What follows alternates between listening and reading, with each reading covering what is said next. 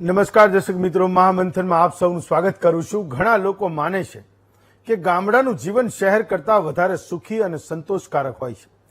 શહેરોમાં રહેતા ઘણા પરિવારોની ગામડા માટેની એક સમજ એવી હશે કે ગામની જિંદગી એટલે શાંતિવાળું જીવન, છતાં શહેરમાં રહ્યા પછી ગામડાઓ આપણને પિકનિક પ્લેસ જેવા લાગવા માંડ્યા છે। જે યુનિટી ગામમાં હોય છે એવી શહેરોમાં એક ફ્લેટ કે એક ફ્લોર પર રહેતા લોકોમાં પણ આપણને દેખાતી નથી। કામથી કામ રાખનારા શહેરીજનો ભાગદોડ અને કમાવાની લાયમાં વ્યસ્ત હોય છે। ગામડાઓમાં શુદ્ધ હવા, પાણી અને માનસિક તણાવથી મુક્તિ હોવા છતાં શહેરોના વિકાસ અને ચકાચૌંધથી આપણે પ્રભાવિત છીએ। ગામડાઓ ખાલી થઈ રહ્યા છે। લોકોનું શહેર તરફ આકર્ષણ એ સૂચવે છે કે ખરેખર ગામડાઓને બચાવવા હશે તો એનો વિકાસ કરવો જ પડશે। શહેરોમાં જે સુવિધાઓ મળે છે એ સુવિધાઓ ગામડામાં અત્યારની પેઢીને મળતી નથી। આવી જ કંઈક વાતને લઈને માણાવદરના ધારાસભ્ય અરવિંદ લાડાણી સોશિયલ મીડિયામાં ટ્રોલ થયા છે। જાહેર મંચ પરથી એક કાર્યક્રમમાં એ બોલ્યા કે હું ગામડાનો માણસ છું, મને શહેરમાં નથી ફાવતું, એટલે ગામનો વિકાસ થવો જોઈએ। ધારાસભ્ય તરીકે લાડાણીએ કરેલી આ વાતથી લોકોએ ધારાસભ્ય સામે જ સવાલો ઉઠાવ્યા। લોકોનો તર્ક હતો કે ગામના વિકાસની વાત ગમે તેમ કરો છો તો શા માટે ગામડાઓની હાલત બદતર છે? જનપ્રતિનિધિ તરીકે તમને વિકાસ કરતા રોકે છે કોણ? જો આટલી જ ચિંતા હોય તો મત વિસ્તારમાં ગામડાઓનો વિકાસ કેમ નથી થયો?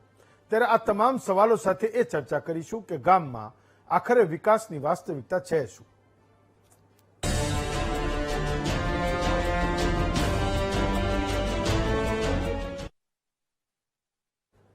તો વડોદરાના ડભોઈનું એક સાઠોદ કરીને ગામ છે। ગામ નાનું છે તો એની નોંધ છે એ સ્વાભાવિક છે, બહુ લેવાઈ ના હોય, પણ 4-5 દિવસ પહેલા ત્યાં એક ઘટના બની।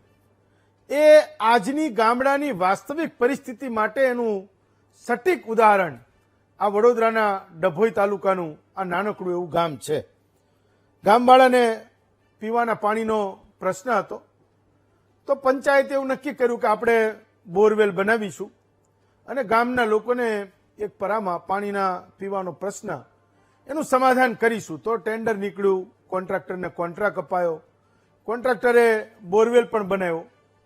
થોડો સમય થયો તો ગામવાળાની ધીરજ ખૂટી કે કોન્ટ્રાક્ટર તો એના ઉચાળા ભરીને જતો રહ્યો, પણ આપણા પીવાના પાણી માટે જે વ્યવસ્થા કરાઈ હતી એ બોરવેલમાંથી પાણી કેમ ન આવ્યું?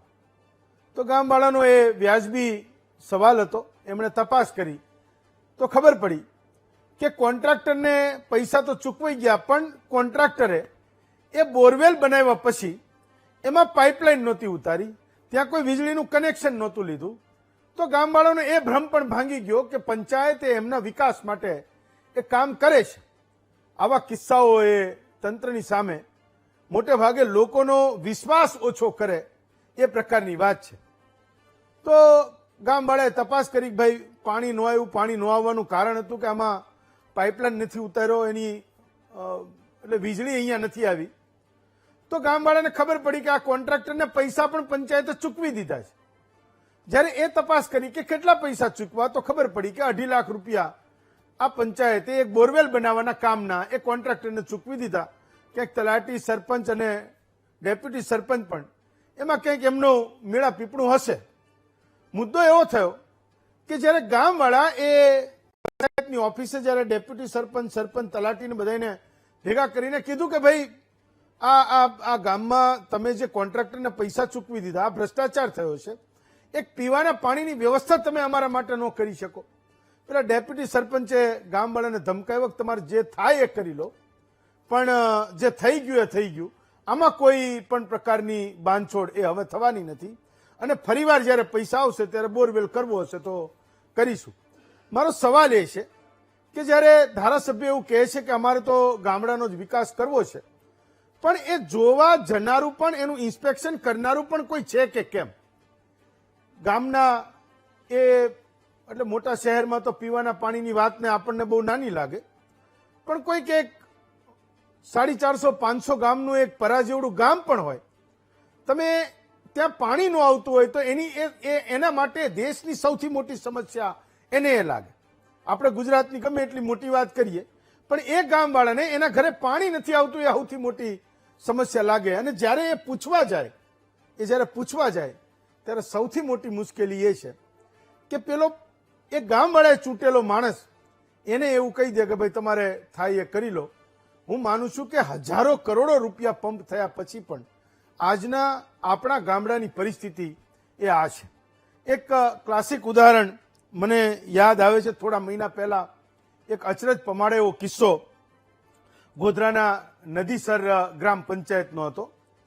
એ ગામમાં જુદા જુદા 33 કામો માટે સરકારે 1 કરોડ રૂપિયાની ગ્રાન્ટ આપી હશે કે ભાઈ આ તમે પેવરનું ને બધું કામ તમારું એ કરી લો. તમારે જ્યાં કંઈ મુશ્કેલી હોય એ આવા નાના નાના કામો હશે, 1 લાખ 2-5 લાખ રૂપિયાનું કામ હોય.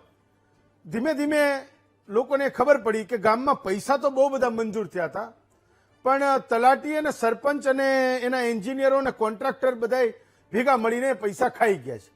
ગામના એક માણસે તપાસ કરી તો ખબર પડી કે 33 કામો મંજૂર થયા હતા, 33 ચોપડે દેખાઈ ગયા, પતી ગયા. એમાંથી 19 કામ એવા હતા જે જમીન ઉપર હતા જ નહીં. તો આગળ જતા ક્લાસિક કેસ હું એટલે કહું છું કે આગળ જતા ગામવાળાએ પણ એ નક્કી કરી લીધું કે જે દોષિત છે એને આ કેસમાં સજા મળવી જોઈએ. તો બધા એક થયા, લોકોએ બધી તપાસો કરવાની ચાલુ કરી. તાલુકા વિકાસ અધિકારી સુધી પહોંચી, વાત જિલ્લા વિકાસ અધિકારી સુધી પહોંચી. ત્યારે ખબર પડી કે 33 કામમાંથી 19 કામ તો થયા જ નથી, એના પૈસા મંજૂર થયા. કેવી રીતે? બિલ પર કોઈનું નામ નહીં, ક્યાંય કોઈ ઠામ ઠેકાણા નહીં, સિક્કા નહીં, માત્ર કોરા બિલ પર એ રકમ લખેલી, એ પૈસા તલાટી અને સરપંચે એ મંજૂર કરેલા. પછી ખબર પડી કે આ તો આવડો મોટો ભ્રષ્ટાચાર થયો છે. કરોડ રૂપિયા ઉપરના એ પૈસા આપ્યા હતા, એમાંથી 50 લાખના કામ જ એવા છે કે જે માત્ર બિલ ઉપર બન્યા છે. બિલ જ એ કાગળ ઉપર જ બન્યા છે, ખાલી એનું બિલ જ ઉતારાયું છે, કામ જેવું કંઈ છે નહીં. ક્લાસિક કેસ હું એટલે કહું છું કે આ કેસમાં કુલ 12 લોકોની સામે એ ફરિયાદ નોંધાઈ હતી. કેવી રીતે? 2015 થી 2020ના કામોની વાત હતી. આ 5 વર્ષોમાં 2 સરપંચ બદલાયા, બંનેના આરોપીમાં નામ. 4 તલાટી બદલાયા. એક જ ગામમાં 4 તલાટી, એટલે સમજો ને સરેરાશ 1.25 વર્ષ એક તલાટી રહ્યો હોય. 4 તલાટી બદલાયા, 4નું આરોપીમાં નામ. 2 એના નાયબ કાર્યપાલક એન્જિનિયરો હતા, બંને નિવૃત્ત થઈ ગયા, એનું નામ. તો તત્કાલીન જે સરપંચ હતો એને પ્રયત્નો કર્યા કે આ બધાના નામ ખુલવા જોઈએ. એની પહેલાના 5 વર્ષ જેટલા પણ હતા બધાએ, એટલે હું આવ્યો, મારો વારો આવ્યો, મેં લઈ લીધું, બીજાનો વારો આવ્યો, બીજાએ લઈ લીધું, ત્રીજાનો વારો આવ્યો, ત્રીજાએ લઈ લીધું, ચોથો આવ્યો, ચોથાએ લઈ લીધું. તો એક સિસ્ટમ પડી ગઈ છે કે એક કામની શરૂઆત થઈ, કોઈ કે કંઈક ટકાવારી નક્કી કરી અને એમાંથી હું આવું તો હું લઉં, બીજો આવે તો બીજો લે. એમાંથી કોઈ અટકાવનારું એ ક્યાંય છે નહીં. ધારાસભ્ય ભલે એવું કે અમારે તો ગામડાનો વિકાસ કરવો છે, પણ સારી વાત છે, કેટલીક સારી વાત પણ એમણે કરી. ગામડામાં શાળા એમ કે આપણે બચાવવી જોઈએ અને શાળા કેવી રીતે બચે એની 2-4 વાતો એણે કરી. ભાઈ પૈસા આવે છે, નવા ઓરડાઓ બને છે, ગામમાં એમ કે દીકરા અને દીકરીઓને કંઈ તકલીફ હોય, વિદ્યાર્થીઓને કંઈ તકલીફ હોય તો આચાર્ય પોતે એનો રસ લે છે. પ્રાઇવેટ શાળાઓમાં તો પગાર 10-12-15 હજાર રૂપિયા શિક્ષકનો પગાર હોય, પણ સરકારમાં તો 70-80 હજાર રૂપિયા પગાર લેતા એ શિક્ષકો છે ને ગામડામાં છે. તોય તમે કેમ શહેરોમાં તમારા બચ્ચાઓને ભણવા મૂકો છો? સારી વાત છે, એનું કન્સર્ન છે. પણ તમે એવું કહો છો કે મારે વિકાસ કરવો છે, પણ જે નીચે કામ થાય છે એ ખરેખર કોઈ જોનારું પણ છે કે કેમ? સૌથી પહેલા હું માણાવદરના ધારાસભ્યનો વિડીયો જે વાયરલ થયો છે એ સંભળાવું છું, પછી એમને પણ હું સવાલ જવાબ કરું છું, એમને પણ લાઈવ જોડું છું. મિત્રો, હું આજે પણ ગામડામાં જ રહું. દિનેશભાઈ ગામડામાં રહીએ. સિટીમાં અમને ફાવતું નથી, સિટીનો વિકાસ અમારાથી દેખાતો નથી. મને આજે એક આનંદ થયો કે તમારા ગામનું પ્રાથમિક શાળાનું શિક્ષણ ઘણું બધું જીવન છે. અમુક ગામમાં હવે છોકરાઓને સિટીમાં મોકલી દે એટલે બીજું શું થાય? આજ તમારા ગામનો સ્ટાફ સારો છે, આવી નવી બિલ્ડિંગ બને એટલે આપણે થોડુંક વાલી તરીકે વિચારવું જોઈએ કે ભાઈ છોકરાઓને અહીં ભણાવીએ. ચલો, અરવિંદભાઈ આ વિડીયોના કારણે ટ્રોલ થયા છે. અરવિંદભાઈને હું જોડું છું. અરવિંદભાઈ, મહામંથનમાં તમારું સ્વાગત છે. તમને લોકો પૂછી રહ્યા છે કે તમને ગામડાનો વિકાસ કરતા રોકે છે કોણ? તમે એવું કહો છો કે મારે ગામડાનો જ વિકાસ કરવો છે. શહેરોમાં તો લોકો એટલે જાય છે કે એની પાસે એ ગામમાં કોઈ વ્યવસ્થાઓ જ નથી રહી. તો સ્વાભાવિક છે કે તમારા ગામમાંથી જુનાગઢમાં જનારા બહુ બધા લોકો હશે અને જુનાગઢ પહોંચ્યા એ રાજકોટ અને અમદાવાદ આવનારા પણ ઘણા બધા લોકો હશે, તો શહેરોમાં જતા રહેશે લોકો, તમે ત્યાં કોઈ વ્યવસ્થા નહીં કરો તો? હકીકતે વસ્તુ એવી છે કે ગઈ 19 તારીખે મારે વાળા વિસ્તારના વંથલી તાલુકાના ખોખરડા ગામમાં પ્રાથમિક શાળાના જે રૂમો બનેલા હતા સરકાર તરફથી એનો લોકાર્પણનો કાર્યક્રમ હતો. જી. આ લોકાર્પણના કાર્યક્રમમાં જયારે હું મારું વક્તવ્ય આપતો હતો ત્યારે હું લોકોને એવું સમજાવવા માંગતો હતો કે ભાઈ ગામડાનો વિકાસ પણ એટલો જ જરૂરી છે, જેટલો વિકાસ શહેરનો થાય એટલો ગામડાનો થવા માટે આપણે દરેકે આપણા બાળકોને આપણી પ્રાથમિક શાળામાં શિક્ષણ આપવું જોઈએ, આપણું ગામડું આબાદ રાખવું જોઈએ, ગામડાનો વિકાસ જે થાય એમાં આપણી પણ ભાગીદારી હોવી જોઈએ. મારો હેતુ એવો હતો, એવો નહીં કે શહેરનો વિકાસ ગમતો નથી, પણ શહેરનો વિકાસ જે થાય છે એની કમ્પેરિઝનમાં ગામડાનો વિકાસ આવો ખૂબ જ જરૂરી છે. આવો મારો મેઇન હેતુ હતો. તમે અરવિંદભાઈ એવું બોલ્યા કે શહેરોનો વિકાસ મારાથી જોવાતો નથી. લાખો કરોડો લોકો શહેરોમાં પહોંચે છે તો એના માટે એ વ્યવસ્થાઓ તો કરવી પડશે ને, રોડ પાણી રસ્તા તો એને આપવા પડશે ને. તમારે ગામડામાં રહેવું તમને ગમે બરાબર છે, પણ શહેરોનો વિકાસ કેમ નથી જોવાતો? તમે માત્ર ગામડાના ધારાસભ્ય થોડા નહીં, એવો મતલબ એવો નથી થતો, જોવાતો નથી. શહેરનો જે વિકાસ થાય છે એની સામે ગામડાનો વિકાસ ઓછો થાય છે. એટલે આપણે ગામડા ટકાવી રાખવા માટે, ખેતી ટકાવી રાખવા માટે, સ્કૂલ ટકાવી રાખવા માટે ગામડાનો વિકાસ થવો જરૂરી છે, એવો મારો મેઇન હેતુ હતો. તો લોકોએ તો તમને હવે ધારાસભ્ય બનાવી દીધા, તો તમે એવું શું કર્યું કે ગામડામાં લોકો રોકાય? 2022માં તમે ચૂંટાણા, પેટા ચૂંટણી થઈ, ફરી તમે ચૂંટાઈ ગયા, કોંગ્રેસમાંથી ભાજપમાં આવ્યા, તો તમે એવું શું કર્યું કે લોકો તમારા મત વિસ્તારમાં રોકાઈ જાય, શહેરોમાં ન જાય?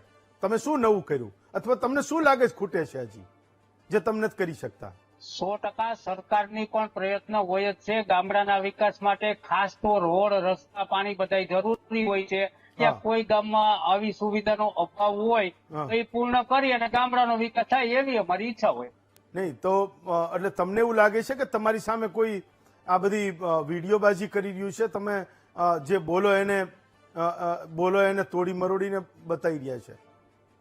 હવે ક્યાંક ને ક્યાંક અમારા હિત શત્રુ રાજકીય રીતે જે હોય, અમે બોલતા હોય એમાંથી 10-15 સેકન્ડનું કટિંગ કરી અને મૂકતા હોય, એ અમારા હિત શત્રુ જ હોય છે. પણ કોણ છે તમારા હિત શત્રુ? કોણ છે હિત શત્રુ? કોણ છે તમારા? જો એ તો રાજકારણમાં, જાહેર જીવનમાં અમે પાર્ટી લઈને બેઠા હોય, વિરોધ પાર્ટી વાળા હિત શત્રુ પણ હોઈ શકે. ફાઇન, ચલો, ઓકે. તમારો ખૂબ ખૂબ આભાર, તમે જોડાયા. હું આ ચર્ચા માટે ડોક્ટર નિદત બારોટને જોડું છું, કોંગ્રેસના નેતા છે, અને મહેશભાઈ પુરોહિતને જોડું છું, ભાજપના નેતા છે.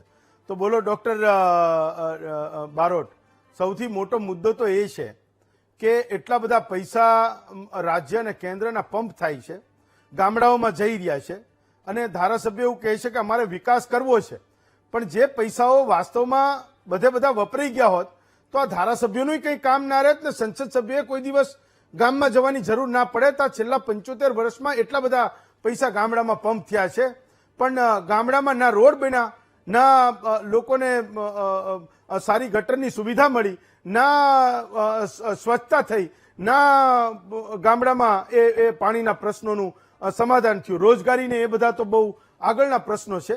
પણ ધારાસભ્ય તરીકે એ એવું કહે છે કે અમારે ગામડાનો જ વિકાસ કરવો, શહેર અમને દેખાતું નથી. તો ક્યાં કરી નાખ્યો એને વિકાસ? હેમંતભાઈ, છેલ્લા 30 વર્ષથી ભારતીય જનતા પક્ષનું શાસન હોય અને 75 વર્ષથી પૈસા આવતા હોય એવું આપણે કહેતા હોઈએ, ત્યારે હું એવું ચોક્કસ કહીશ કે જે ભારતીય જનતા પક્ષના આગેવાનો, ધારાસભ્યોએ પોતાની વ્યથા, પછી એ ભરૂચના સાંસદ હોય, સુરતના કુમાર કાનાણી હોય, અમરેલીના ધારાસભ્ય હોય, જુનાગઢના ધારાસભ્યો, આ બધા જ કહી ચૂક્યા છે. આ બધાનું કહેવું એક વસ્તુમાં સમાન છે કે અધિકારીઓ અમારું માનતા નથી, અધિકારીઓ અમે કહીએ એમ કરતા નથી, અને આ અધિકારીઓ પોતાની ચેમ્બરમાં બેસીને કાગળ ઉપર વહીવટ ચલાવે છે. હવે જ્યારે માધવસિંહ સોલંકીની સરકારમાં આપણે ખાટલા પરિષદ શબ્દ સાંભળેલો હતો. આ ખાટલા ગામડાઓમાં પથરાય, સાંજે ચોરામાં ભેગા થાય, ગામના આગેવાનો પણ હોય, ગામની પ્રજા પણ હોય, કોઈ ચૂંટાયેલા પ્રતિનિધિ પણ હોય, અને અધિકારીઓએ ત્યાં જઈને બેસવું પડે. આ વ્યવસ્થા છેલ્લા 32 વર્ષ 30 વર્ષથી આપણે દૂર કરી દીધી. અત્યારે શું પરિસ્થિતિ કે ચૂંટાયેલો પ્રતિનિધિ પણ એમ કે અધિકારીઓ માનતા નથી ને અધિકારીઓ એસી ની ચેમ્બરમાં બેસી અને વહીવટ કરે. વહીવટ એટલે એવો વહીવટ કે જેમાં ભાગ બટાઈ ચાલે. ગામે ગામ સરપંચ ગ્રામ પંચાયતના સભ્યો અને ગામના લોકોને ખબર છે કે કોન્ટ્રાક્ટરને કેવી મંડળીઓને કામ અપાય છે, કેવી મંડળીઓને કામ સોંપાય અને કેટલા ટકા કોણ લે. આ એકદમ જેમ જાહેરમાં આપણે કહીએ ને ગુજરાતમાં દારૂબંધી છે પણ છતાં આપણે કહીએ કે ગામે ગામ દારૂ મળે છે. આ જ રીતે ભ્રષ્ટાચારની વ્યવસ્થા પણ ગામે ગામ ગોઠવાયેલી છે.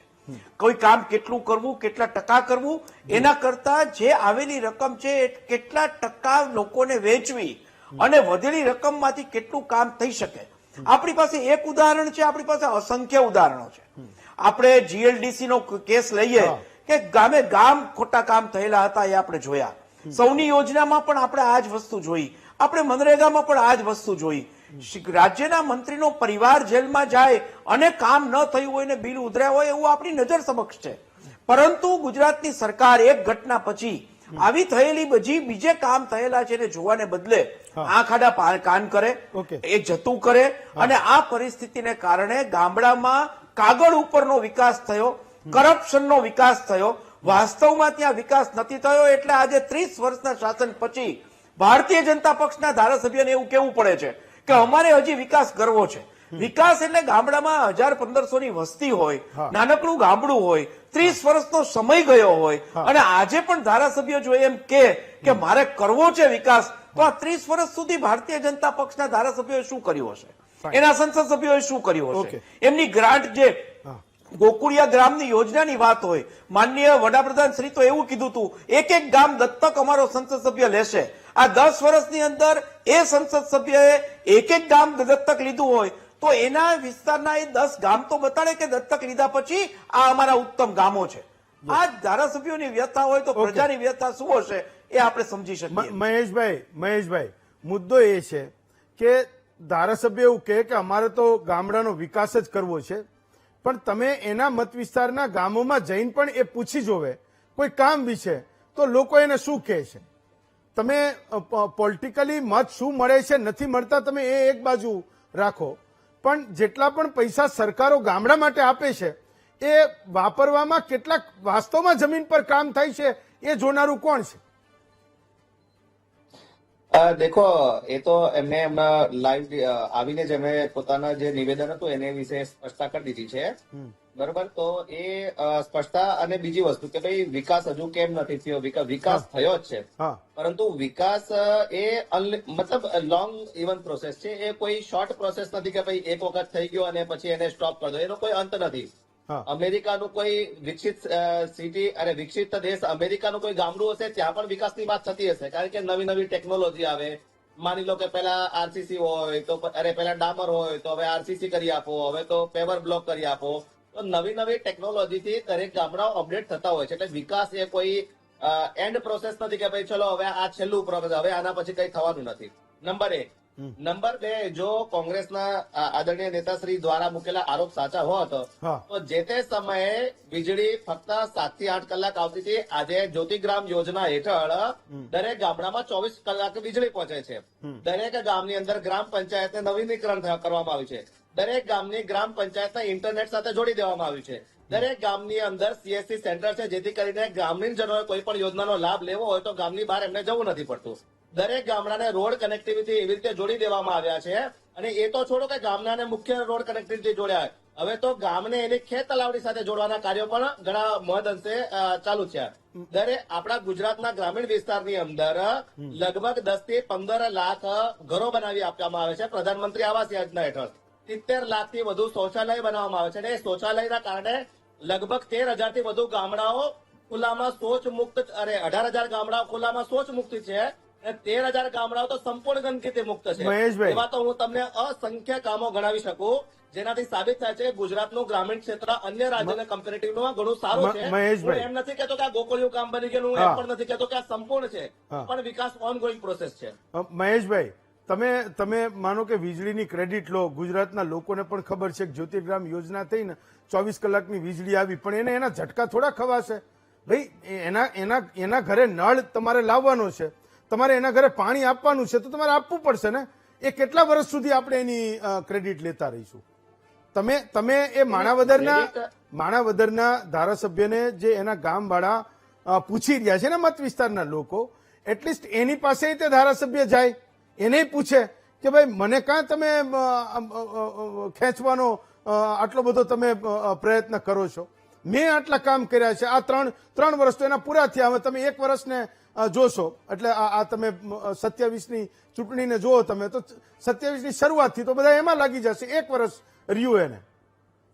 તો એની પોતાની ગ્રાન્ટ, એ જુદા જુદા વિભાગોની ગ્રાન્ટ, 15માં નાણાં પંચના પૈસા, કેટલા બધા પૈસા એ ગામોમાં જાય છે, અને છતાંય લોકોને સવાલો હોય કે તમે વિકાસ શું કર્યો? તો હું નથી માનતો કે કોઈ 1, 2, 5 વિરોધી લોકો એને પૂછી રહ્યા હોય. રાજકારણ તમારું ચાલતું રહેતું હશે. બીજું કે જે લોકો તમને સવાલ પૂછે છે, જે ગ્રામજનો તમને વિકાસ વિશેની વાત કરે છે, એ બિલકુલ એવું જરૂરી નથી કે બધા તમારા વિરોધી જ હશે. તમે કેવી રીતે એને ખપાવી શકો? તમારો વોટર પણ હશે, તમને મત આપીને એને ચૂંટા હશે, તો તમે કેવી રીતે કહી શકો કે આ તો બધા અમારા વિરોધી છે જે અમને આવા સવાલો પૂછે છે કે તમે ક્યાં વિકાસ કર્યો? મહેશભાઈ જી, પહેલી વસ્તુ તો એ કહું છું કે અમારો વોટર હોય ન હોય એ તો લોકશાહીમાં આપણે કેવું હોય છે કે ગુપ્ત મતદાન હોય, ખબર જ ના પડે કે કોણ કોનો, પણ વોટર હોય કે સપોઝ વોટર ના પણ હોય, છતાં બી સત્તાધારી પક્ષની સંપૂર્ણ જવાબદારી બને છે કે એમની કોઈ પણ પ્રકારની ફરિયાદ શાંતિપૂર્વક સાંભળવી, એમની ફરિયાદના નિરાકરણ માટે એમને આશ્વાસન આપવું ને આવનારા સમયમાં જે પણ કાર્ય છે એ કાર્ય પૂર્ણ કરવું. બરોબર છે. અને ધારાસભ્ય સાહેબશ્રીએ પણ ક્યાંય એવું નથી કીધું કે ભાઈ કોઈએ ફરિયાદ કરી હોય અને અમે એને વિરોધીમાં ખપાવી દીધા હોય, ખાલી વિડીયો ક્લિપિંગ માટે એમને કીધું છે. બીજું, આ આખા વિષયમાં હું સૌથી મેન ટર્નિંગ પોઈન્ટ તમને કહું છું કે એ જે કાર્યક્રમમાં આ નિવેદન અપાયું અને એનો મિસ ઇન્ટરપ્રેટ કર્યું છે, એ કાર્યક્રમ જ એક વિકાસનો ઉત્તમ નમૂનો છે. કારણ કે ત્યાં ગ્રામીણ ક્ષેત્રની અંદર ખૂબ જ અત્યાધુનિક શાળાના ઓરડા બન્યા હતા, એના લોકાર્પણ પ્રસંગે ધારાસભ્યશ્રીનું નિવેદન છે. તો એક સૌથી મોટું ઉદાહરણ છે કે એ ગામડાનો વિકાસ થઈ રહ્યો છે. બીજી વસ્તુ કે એક સ્પષ્ટતા એ કરી દઉં કે ત્યાં જે તમે નળવાળો જે વિષય કીધો છે, એ ગ્રામીણ ક્ષેત્રે મતલબ લોકલ ક્ષેત્રે મતલબ સરપંચ અને એ લોકો દ્વારા કરેલું જે કુકૃત્ય છે, પણ એને પણ ધારાસભ્ય સાહેબશ્રીના ધ્યાનમાં આવ્યા બાદ એમના પર પણ જરૂરી કાર્યવાહી થશે. ફાઇન. એટલે મૂળ તો ધારાસભ્ય એટલે મૂળ ગામોની એ પરિસ્થિતિ છે કે જ્યાં સુધી ગામવાળા ધારાસભ્ય સુધી નહીં પહોંચે ત્યાં સુધી સરપંચ, ડેપ્યુટી સરપંચ, તલાટીની કોઈ જવાબદારી આપણે લોકો ફિક્સ નહીં કરી શકીએ. અને તમે એવું કહો છો કે ગામડામાંથી લોકો જાય નહીં. ફાઇન. ડોક્ટર બારોટ, મારો એક સવાલ એ પણ છે કે લોકોએ કોંગ્રેસના ઉમેદવારને વોટ આપીને ત્યાં ચૂંટી લીધા, એને એવું થયું કે આ અમારો અવાજ બનશે, એ ભાઈ ભાજપમાં જતા રહ્યા, ભાજપમાં ફરી પાછા એને જીતાડ્યા, તો એ વિસ્તારમાં તમે ઓપોનન્ટ તરીકે તમે લોકો ખલાસ થઈ ગયા. લોકો સવાલો પૂછે પણ સ્થાનિક સ્તરે કોઈ સવાલો પૂછનારું નથી, કહેનારું નથી, કોઈ એ દંડો પછાડનારું નથી કે આવું થયું કેમ. તો લોકો ઇન્ડિવિજ્યુઅલી પોતપોતાની લડાઈઓ એ લડી રહ્યા છે. ડોક્ટર બારોટ. બિલકુલ, હું એમ કહીશ કે કોંગ્રેસ પક્ષ છેલ્લા તમને કેટલા વખતથી રોડ ઉપર દેખાશે.